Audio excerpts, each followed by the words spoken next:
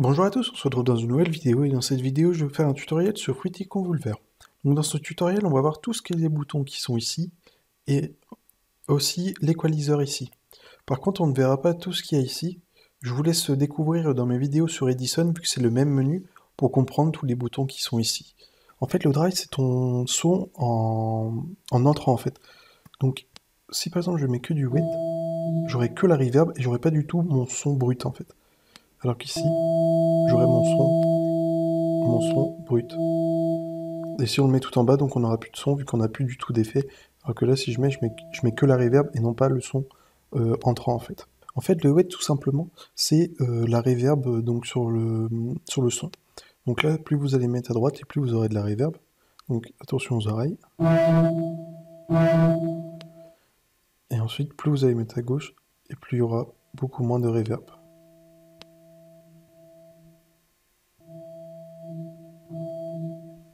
En fait, le délai, ça permet de jouer la reverb un peu plus tard, en fait. Donc là, si je la mets tout à droite et que je joue, ça va jouer le morceau et ensuite ça va mettre la reverb. Donc tac. Donc ça joue et ça met la reverb après. Avec un petit temps de latence. Alors que si je mets là, ça joue en même temps. En fait, le Safecomp, ça permet de doubler en fait la reverb. De faire un effet de doublage de reverb. Donc là j'aurai qu'une reverb. Alors que si je mets là,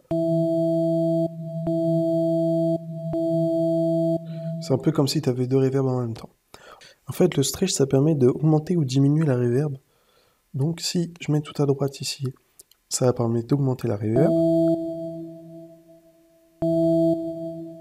Donc là, on voit bien qu'il y a une reverb un peu plus longue. Alors que si je mets tout à gauche, ça diminuera vraiment la reverb. Ça tombe direct. Tac. Si je le mets là,